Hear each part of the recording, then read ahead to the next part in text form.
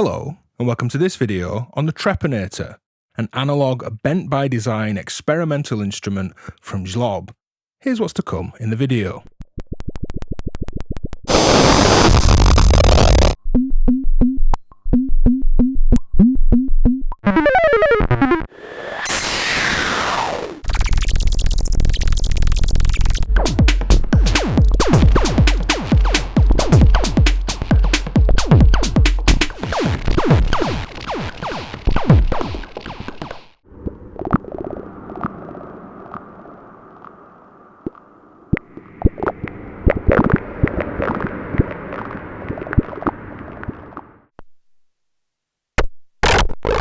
This video is sponsored by ZLOB. The Trepenator I find a fascinating kind of experimental voice, and I can't put it any better than ZLOB have on their website, so I'll read out what they have to say. The Trepenator is a 14 HP analog bent-by-design experimental instrument featuring a dual VCO, difference rectifier, free band EQ, sample and track and hold, and a state variable filter, all built into one non-linear module. Its origins trace back to a love for Rob Hordijk's Benjolin and patching a similar pseudo-chaotic feedback-based instrument from scratch using all ZLOB modules. Although not based on Hordijk's circuit or signal flow, it uses a similar architecture of dual voltage controlled oscillators, an interference pattern generator, a state variable filter, and internalized cross-patched feedback, and instead of a rungler, like in Rob Hordijk's Benjolin, it uses a sample and track and hold with a slew and a difference rectifier and a self-oscillating free band EQ. It utilizes excessive feedback between the VCOs, EQ, sample and hold and state variable filter, and creates a completely new instrument for discovering abstract electronic sounds. It's a highly interactive instrument. It creates all sorts of interesting noises, chaotic interactions. It can be really organic and lifelike. Like the electrons are having these little lifelike conversations. It can be a crazy noise machine.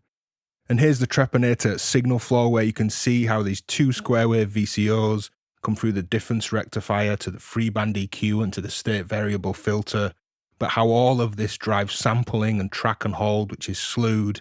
There's feedback paths. It's a really interesting kind of combination of what really is like a whole modular system in 14 HP. There's 3 patches in this video. I'd like to get to those quite quickly. Timing index is below. Skip around as you like. And let's dive in. So for this first patch, we're just going to plug into the filter outputs here, and I'll play the Trepenator just as a kind of singular solo instrument.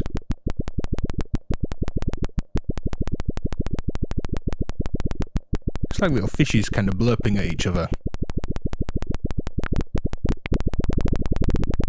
And it rewards slow and considered movements of the controls.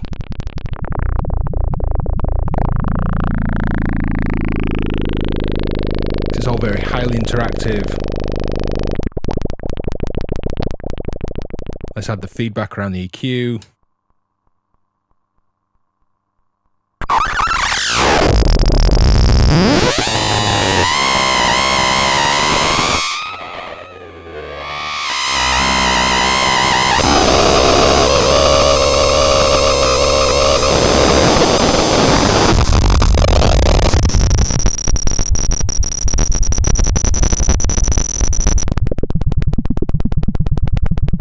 Kind of like a sputtering big motorbike engine for a while then.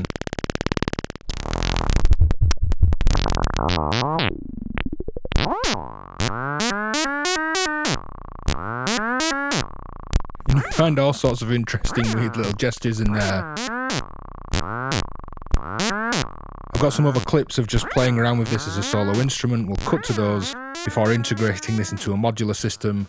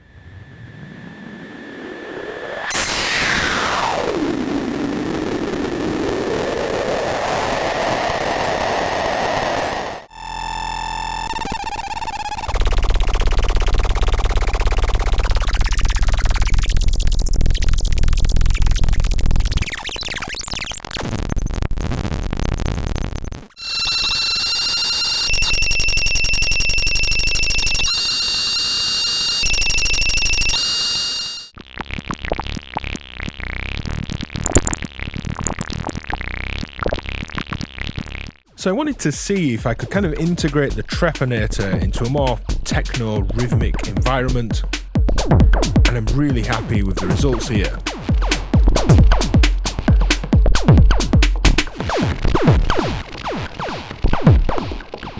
So muting the drums from the quad drum there, everything you're hearing is now a patch that's layered and worked out of the Trepenator as the sound source.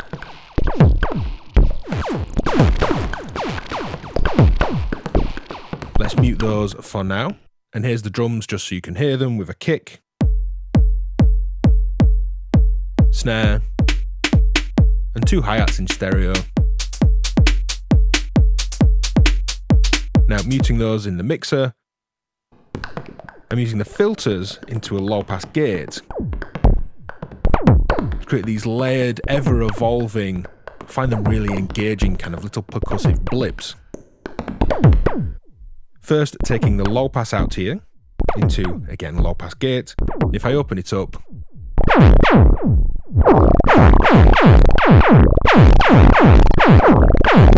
we can hear this bubbling, croaking frog like state that the Trepenator is in. And coming out of the low pass, I'm thinking of this as kind of my low percussion, if you like. If I bring the drums back in, I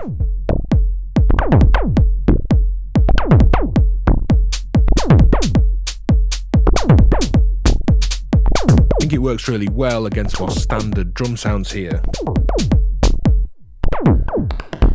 And then on the high pass output, it's a high pass into this channel, another low pass gate. We lose that low end that's present in the low pass. We have all this crispy high end that's made very percussive in a low pass gate. That's then coming in some reverb in mono into my mixer. It's just a slow LFO swaying that around. So between the 2 filter outputs, hitting a dual low pass gate. We have this steady kind of low end percussion against this shifting, affected, toppy percussion, if you like. And then the EQ out here, which is kind of the main, thickest sounding output, if you like. Let's bring this in and lose the effects. We can hear this brutal tone out of the Trepenator. Have an envelope coming into the pitch of the second oscillator, just giving it that kind of drum-like laser sound. I'm modulating with my hi-hat rhythm driving a sequence, then modulating the pitch of the first oscillator. And the blue trace here is an LFO to the filter's cutoff. Now this is sidechained against the kick. Comes into a VCA with this yellow envelope. Fades the sound up and down before we hit some effects.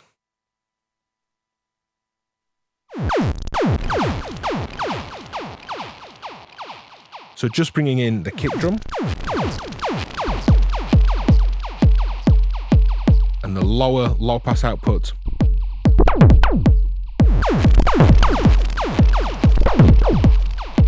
Added high pass output. Hi-hats back in from the quad drum.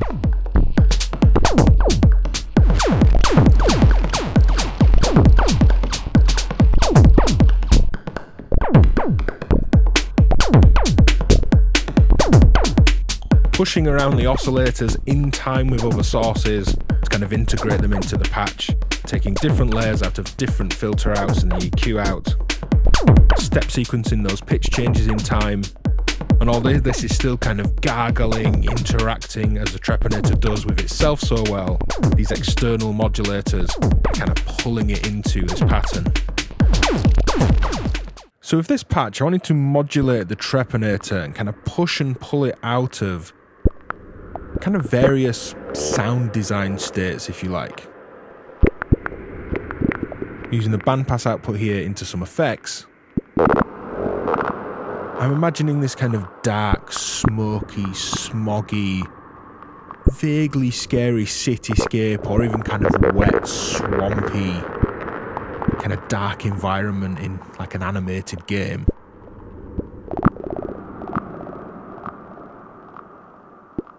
I'm using the difference output, which is the yellow trace here on data, to drive changes on a sample and hold, which is the red value, which comes in to modulate the second oscillator.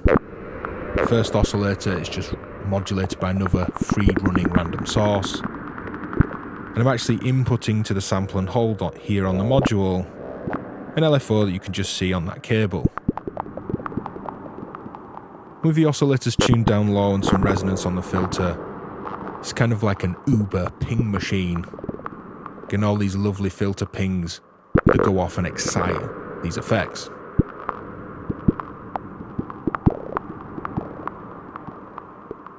Now, muting the sound that's going to the effects, on the low pass output, I'm heavily folding and clipping this. This is completely dry though, and we have a whole different type of kind of sound design here.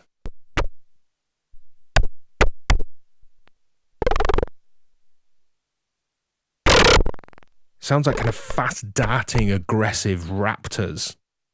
Like a more mechanical Jurassic Park dinosaurs bashing around a science lab or something. The sample and hold, which is again sampling this LFO and work with the internal signal, is the blue trace, and that's panning the sound around here. There's everything from kind of like footsteps, roars, kind of glottal, croaky sounds.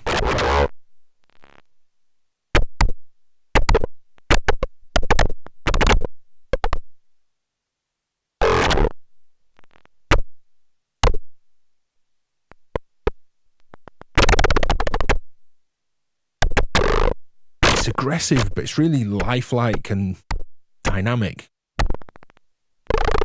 Back to the bandpass output, which is then feeding the effects. Again, I find it visually really quite evocative. Some dark animated, cityscape game type thing. That's really the point of this third patch. It is a kind of whole modular system's worth of sound design and output.